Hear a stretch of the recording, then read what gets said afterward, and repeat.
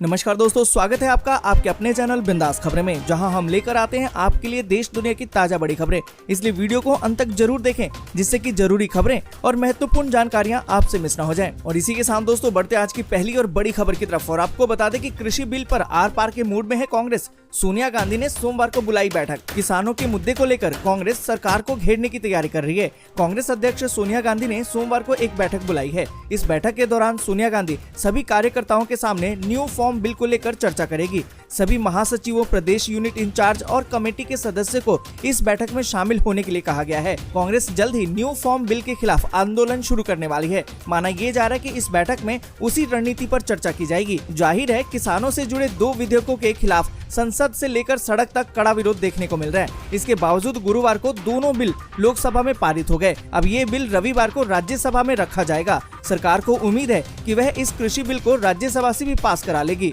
वहीं दूसरी तरफ कांग्रेस इस मुद्दे को लेकर मोदी सरकार पर निशाना साध रही है। कांग्रेस ने केंद्र सरकार को निशाने पर लेते हुए कहा है कि किसान की आमदनी दुगनी करने का जुमला छोड़कर अपनी बातों में फंसाया जा रहा है। आज उस शासक ने किसानों के काले अध्यादेश पारित करवाए हैं। किसानों के खिलाफ साजिश रचकर कृषि क्षेत्र को चंद पूंजीपति मित्रों को सौंपा जा रहा है। दोस्तों आगे बढ़े उससे पहले वीडियो को लाइक और शेयर जरूर कर दें। और अभी तक आपने चैनल को सब्सक्राइब नहीं किया है तो सब्सक्राइब करें, बेल के आइकन को दबाएं, ऑल नोटिफिकेशन को जरूर ऑन करें। और इसी के साथ दोस्तों बढ़ते अगली बड़ी खबर की तरफ। और आपको बता दें कि रोहित शर्मा के चौके के साथ आईपीएल के नए सीजन की शुरुआत। दोस्तों आपको बता दें कि इंडियन प्रीमियर लीग के 13वें सीजन का आगाज हो गया है। मुंबई इंडियंस और चेन्नई सुपर किंग्स के बीच आईपीएल 2020 का पहला मैच अबू धाबी में खेला जा रहा है। इस मैच में मुंबई के खिलाफ सीएसके के कप्तान महेंद्र सिंह धोनी ने टॉस जीतकर पहले गेंदबाजी करने का फैसला किया। पहले बल्लेबाजी करते हुए रोहित शर्मा ने मैच और टूर्नामेंट की पहली गेंद पर चौका जड़ा। दोस्तों यहाँ पर आपको बता दें कि भारत के पूर्व वर्ल्ड चैंपियन कप्तान महेंद्र सिंह धोनी प्रतिस्पर्धी क्रिकेट में 436 दिनों के बाद मैदान में उतरे हैं। आईपीएल 2020 के पहले मुकाबले में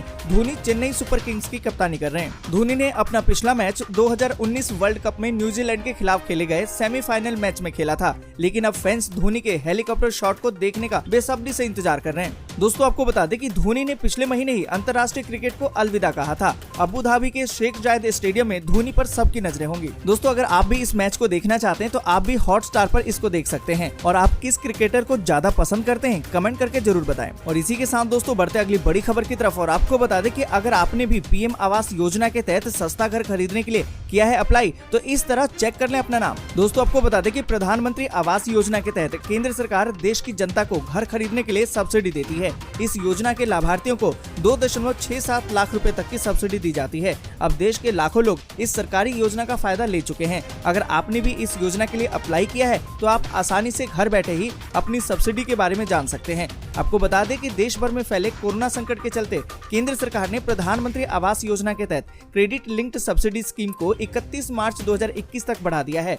इस योजना के जरिए करोड़ों लोगों को फायदा पहुंचाया जा चुका है। सब्सिडी की दर के लिए सरकार ने इनकम के नॉर्म्स सेट किए हुए हैं। हाउसिंग स्कीम का लाभ न लिया हो तभी इस योजना के तहत लोन और घर के लिए अप्लाई कर सकते हैं। दोस्तों आपको बता दें कि अगर आपने प्रधानमंत्री आवास योजना के लिए आवेदन किया है तो आप सबसे पहले ऑफिशियल वेबसाइट पर जाकर इसको ओपन करें। अब आपका नया पेज ओपन होगा और यहाँ आपको रजिस्ट्रेशन नंबर डालना होगा और क्लिक करना होगा। अब आपके सामने डिटेल्स खुलकर आएगी। अगर आपके पास रजिस्ट्रेशन नंबर नहीं है तो एडवांस सर्च पर क्लिक करें और फॉर्म को भर दें। अब सर्च वाले विकल्प पर क्लिक करें। इतना करते ही प्रधानमंत्री आवास योजना ग्रामीण की लिस्ट ओपन हो जाएगी। अगर आपका नाम जुड़ चुका होगा तो यहाँ डिटेल के साथ दिखाई देगा। और इसी के साथ दोस्तों बढ़ते अगली बड़ी खबर की तरफ। और आपको बता दें कि छत्तीसगढ़ की राजधानी रायपुर समेत कई शहरों में 21 सितंबर से शुरू होगा पूर्ण लॉकडाउन। दोस्तों आपको बता दें कि छत्तीसगढ़ की राजधानी रायपुर समेत कई प्रमुख शहरों में एक बार फिर से 21 सितंबर की रात 9 बजे से 28 सितंबर की रात 12 बजे तक पूर्ण लॉकडाउन रहेगा। जिला प्रशासन ने रायपुर को पूरी तरह से कंटेनमेंट जोन घोषित कर दिया है। लॉकडाउन के दौरान किस प्रकार की सख्ती बरती जाए इसको लेकर उच्च स्तरीय बैठक रखी गई है। इसमें जिले के सभी विभागों के अधिकारी और पुलिस विभाग के सभी वरिष्ठ अधिकारी मौजूद रहे। जानकारी के मुताबिक आज देर रात शाम को पूरी तरह से लॉकडाउन को लेकर आदेश जारी हो जाएगा। लॉकडाउन के दौरान सिर्फ दूध, मेडिकल और पेट्रोल पंप को निर्धारित समय तक खोलने की अनुमति होगी। गौरतलब है कि रायपुर में लगातार कोरोना वायरस संक्रमण बढ़ता जा रहा है। सबसे अधिक मामले रायपुर में आ रहे हैं। इसे लेकर जिला प्रशासन ने एहतियातन सक्रियता दिखाते हुए एक बार फिर से लॉकडाउन लगाने का फैसला किया है। और इसी के साथ दोस्तों बढ़ते अगली बड़ी खबर की तरफ और आपको बता दें कि 21 सितंबर से शुरू हो रहे हैं 4 बड़े काम, आपके लिए जानना है बेहद जरूरी। दोस्तों आपको बता दें कि कोरोना काल में 21 सितंबर की तारीख बड़ी होने वाली है, क्योंकि इस दिन स्कूल खुलने से लेकर देश के सबसे बड़े ट्रांसपोर्टर यानी कि इंडियन रेलवे 20 जोड़ी ट्रेनें शुरू करने जा रहा है। इसके साथ ही इम्पोर्टरों के लिए भी सरकार ने कुछ व्यवस्था लागू की है जो उस दिन से प्रभावी हो जाएगी। दोस्तों यहाँ पर आपको बता दें कि इंडियन रेलवे ने 21 सितंबर से 20 जोड़ी ट्रेनों को चलाने का फैसला किया है। इसकी टिकट बुकिंग 19 सितंबर से शुरू हो गई है। इसमें से ज्यादातर ट्रेन बिहार को जोड़ने वाली है। रेल मिनिस्ट्री के मुताबिक ट्रेनों के लिए एडवांस टिकट बुकिंग होगी, लेकिन इसकी मियाद 10 दिन की होगी, यानी कि 10 दिन का ही एडवांस टिकट मिलेगा। ये व्यवस्था मौजूदा विशेष ट्रेन और श्रमिक स्पेशल ट्रेन से अलग होगी। इन ट्रेनों में कंफर्म टिकट मिलेगा। और साथ ही दोस्तों आपको बता दें कि हेल्थ मिनिस्ट्री स्कूल कॉलेजों को लेकर कुछ खास मानकों के साथ 21 सितंबर को खोलने की तैयारी कर रही है। इसके लिए कुछ खास गाइडलाइन जारी कर दी गई है। गाइडलाइन के मुताबिक कंटेनमेंट जोन के बाहर के सभी स्कूलों को खोलने की इजाजत होगी।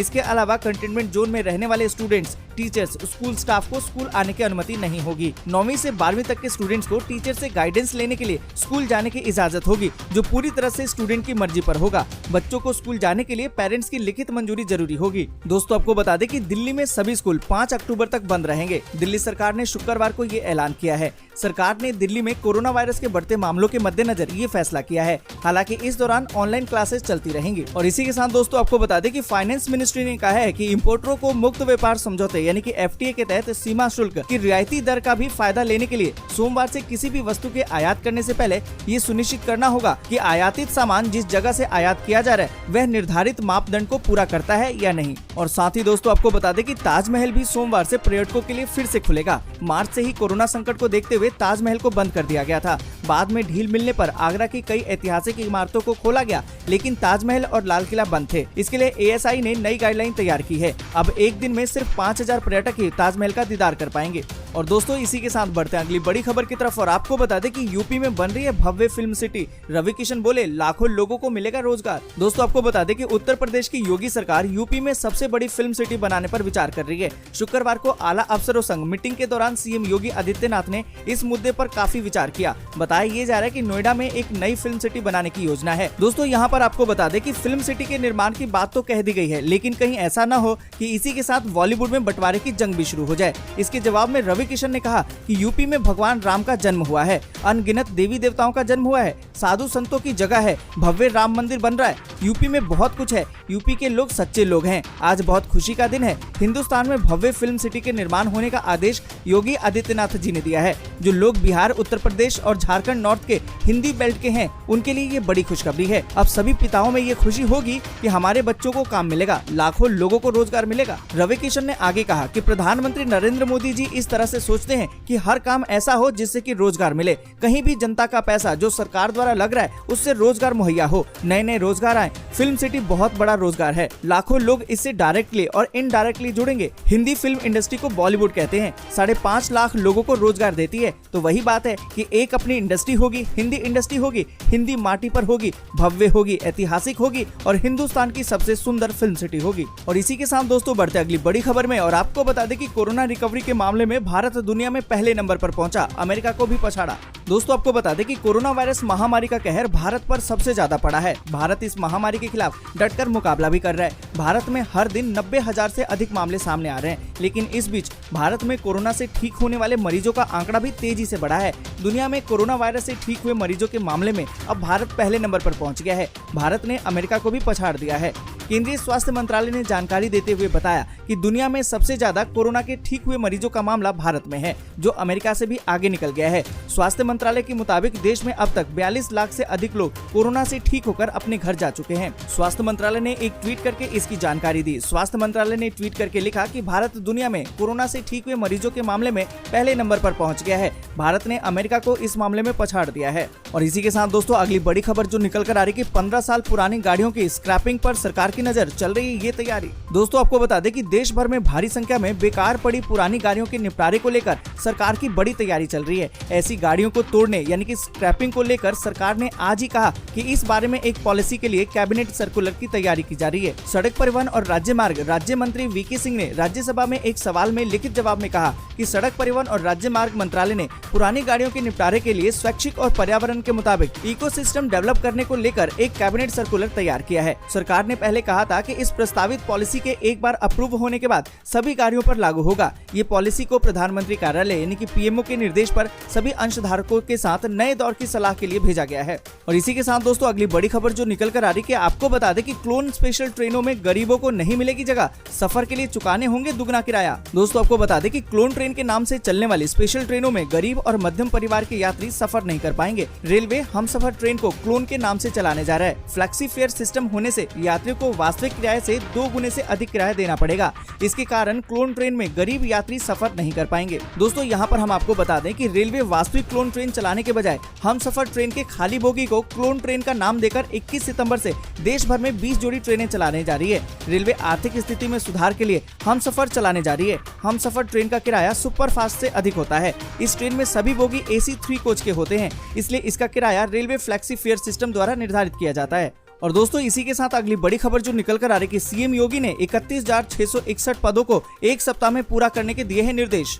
दोस्तों आपको बता दें कि बीते दिनों प्रधानमंत्री नरेंद्र मोदी के जन्मदिन को बेरोजगार अभ्यर्थियों ने बेरोजगारी दिवस के रूप में मनाया था। इस मौके पर प्रयागराज, वाराणसी समेत प्रदेश भर में अभ्यर्थियों ने धरना प्रदर्शन भी किया था, जिसका असर अब सीधा देखने को भी मिल रहा है। मुख्यमंत्री योगी आदित्यनाथ ने 69,000 सहायक शिक्षक भर्ती मामले में बड़ा आदेश दिया है, जिसमें उन्होंने कहा कि 69,000 सहायक शिक्षकों की भर्ती मामले में 31,661 पदों पर 7 दिन यानी कि 1 हफ्ते में भर्ती पूरी की जाएगी। इसके साथ ही सीएम ने बेसिक शिक्षा विभाग में 31,661 सहायक अध्यापकों की भर्ती प्रक्रिया को भी जल्दी पूरा करने के निर्देश दिए हैं।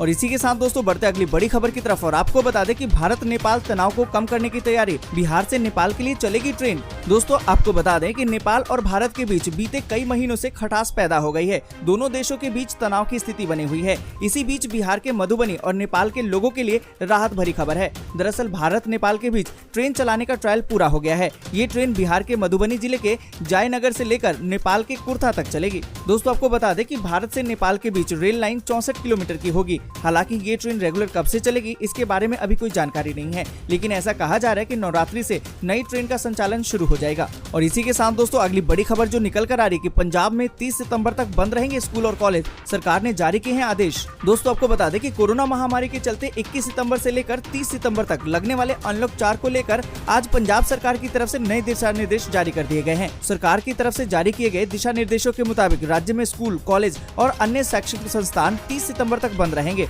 साथ ही स्कूलों को ऑनलाइन पढ़ाई और अन्य कामों के लिए 50% स्टाफ को बुलाने की आज्ञा होगी। नए दिशा निर्देशों के मुताबिक राज्य में ओपन एयर थिएटरों को खोलने की मंजूरी होगी, लेकिन इसके लिए सामाजिक दूरी बनाकर रखना होगा और मास्क पहनना लाजमी होगा। पंजाब में फिलहाल सिनेमा हॉल, स्विमिंग पूल, मनोरंजन पार्क, थिएटर और अन्य ऐसे स्थान बंद रखने का फैसला किया गया है। और इसी के साथ दोस्तों बढ़ते आगे और आपको बता दें कि फारूक अब्दुल्ला बोले, जिस तरह आप चीन से बातचीत कर रहे हैं वैसे ही और भी पड़ोसियों से बात करें। दोस्तों आपको बता दें कि जम्मू कश्मीर के पूर्व मुख्यमंत्री और लोकसभा सांसद फारूक अब्दुल्ला ने संसद में शनिवार को जम्मू कश्मीर और पड़ोसी देशों से संबंधों को लेकर सरकार को घेरा। उन्होंने कहा कि बॉर्डर पर होने वाली झड़पें बढ़ रही हैं और लोग मर भी रहे। इस स्थिति से निकलने का कोई रास्ता निकालना चाहिए। जिस तरह आप चीन से बातचीत कर रहे हैं कि वो पीछे हट जाए, वैसे ही हमें हमारे और पड़ोसियों से भी बात करनी चाहिए। उन्होंने कहा कि जम्मू कश्मीर की स्थिति आज ऐसी है जहां प्रगति होनी चाहिए थी, वहां कोई प्रगति नहीं है। आज भी हमारे बच्चे और दुकानदारों के पास 4G फैसिलिटी नहीं है, जो कि हमारे देश की बाकी जगहों पर है। और इसी के साथ दोस्तों अगली बड़ी खबर जो निकल कर आ रही है कि लद्दाख के पेंगोंग सो में चीनी सेना के 50 जवानों की तैनाती के प्रस्ताव को भारत ने नकारा।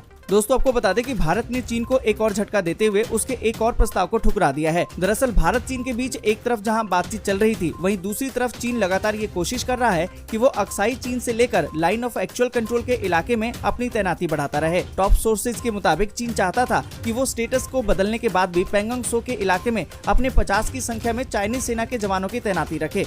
यही बात कोर कमांडर लेवल के बातचीत में भी चीन की तरफ से बार बार कही गई थी। भारतीय सेना ने अपना रुख बिल्कुल साफ कर दिया है और कह दिया कि अप्रैल 2020 के स्टेटस को चीन को मानना पड़ेगा और उसको पीछे जाना चाहिए। और इसी के साथ दोस्तों बढ़ते अगली बड़ी खबर की तरफ और आपको बता दें कि अमर्यादित शब्दों के प्रहार से धधक उठी है मध्य प्रदेश में उपचुनाव की सियासत। दोस्तों आपको बता दें कि मध्य प्रदेश विधानसभा चुनाव की तारीख भले ही तय नहीं हुई है, लेकिन राजनीतिक दलों के प्रमुख नेताओं की कड़वी जुबान ने जायका बिगाड़ दिया है। अमर्यादित शब्दों के प्रहार से सियासत धधक उठी है। कड़वे बोल के तत्काल मिलने वाली सुर्खियों और उत्तेजना से जुबान को बेलगाम कर दिया है। चाहे कांग्रेस हो या भाजपा, दोनों तरफ से ये लगा हुआ है। अभी तो मंचों से गद्दार, बिकाऊ और धोखेबाजी जैसे शब्द गूंज रहे हैं। आने वाले दिनों में ऐसी जुबान वाले नेता चुनाव आयोग के लिए चुनौती बन जाएंगे। और इसी के साथ दोस्तों बढ़ते आगे और आपको बता दें कि बिहार चुनाव में अवैसी की एंट्री, आरजेडी के मुस्लिम यादव समीकरण में लगा सकते हैं सेंध। दोस्तों आपको बता दें कि बिहार विधानसभा चुनाव के लिए राजनीतिक पार्टियां कमर कस चुकी हैं। इस चुनाव के लिए AIMIM के प्रमुख अवैसी भी पार्टी को मजबूती प्रदान कर रहे हैं। इसी क्रम में अब AIMIM और समाजवादी जनता दल डेमोक्रेटिक के बीच गठबंधन तय हो गया है,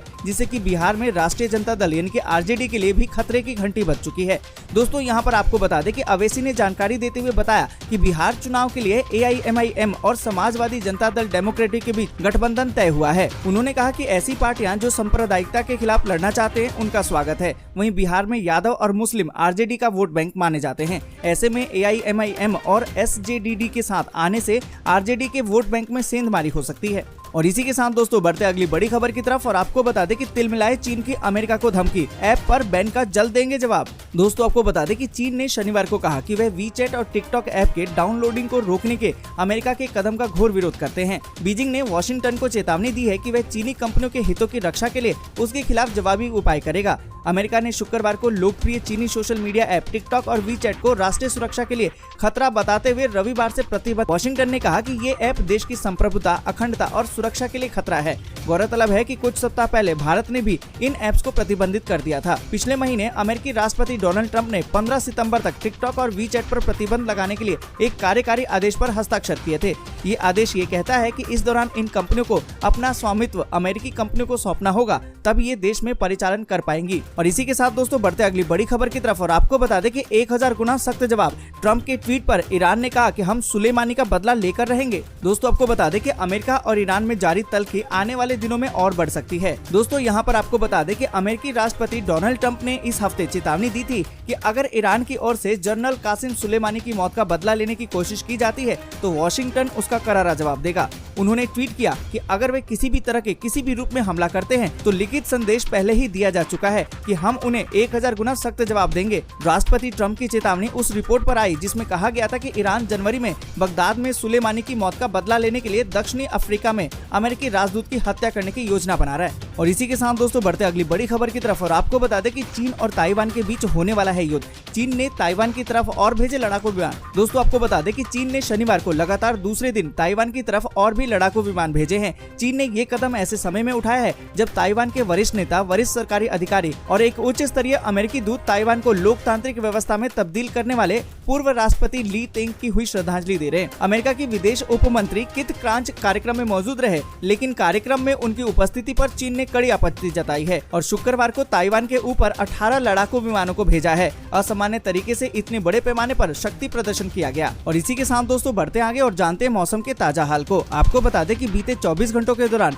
तटीय कर्नाटक, रायलसीमा और तटीय तमिलनाडु के उत्तरी भागों में भारी बारिश हुई। अंडमान और निकोबार द्वीप समूह, बिहार के पूर्वी हिस्सों, असम और तेलंगाना में हल्की से मध्यम बारिश के साथ साथ कुछ स्थानों पर भारी बारिश भी दर्ज की गई। वहीं केरल, महाराष्ट्र, तटीय आंध्र प्रदेश, झारखंड, मध्य प्रदेश, दक्षिणी पूर्वी राजस्थान, लक्षद्वीप और दक्षिणी पूर्वी उत्तर प्रदेश में हल्की से मध्यम बारिश हुई। दोस्तों यहाँ पर आपको बता दें कि गुजरात के कुछ स्थानों पर हल्की बारिश हुई है और बाकी पूर्वोत्तर भारत और उत्तराखंड में 1-2 स्थानों पर हल्की बारिश देखने को मिली। और इसी के साथ आपको बता दें कि अगले 24 घंटों के दौरान तटीय कर्नाटक, आंध्र प्रदेश, दक्षिणी आंतरिक कर्नाटक और अंडमान निकोबार द्वीप समूह में मध्यम से भारी बारिश होने की उम्मीद है। तेलंगाना, उत्तरी आंतरिक कर्नाटक, विदर्भ और मराठवाड़ा के कुछ हिस्सों में हल्की से मध्यम बारिश हो सकती है। महाराष्ट्र के बाकी हिस्सों, दक्षिणी मध्य प्रदेश, गुजरात के कुछ हिस्सों और पूर्वोत्तर भारत में हल्की से मध्यम बारिश होने की संभावना है। वहीं उड़ीसा, झारखंड, पश्चिम बंगाल, दक्षिणी पूर्वी राजस्थान और उत्तराखंड में कुछ स्थानों पर हल्की बारिश के आसार हैं। दोस्तों आज के लिए बस इतना ही। वीडियो को लाइक और शेयर जरूर कर दें और अपने मोबाइल पर इन खबरों को देखने के लिए चैनल को सब्सक्राइब करें, बेल के आइकन को दबाएं और नोटिफिकेशन को जरूर ऑन करें।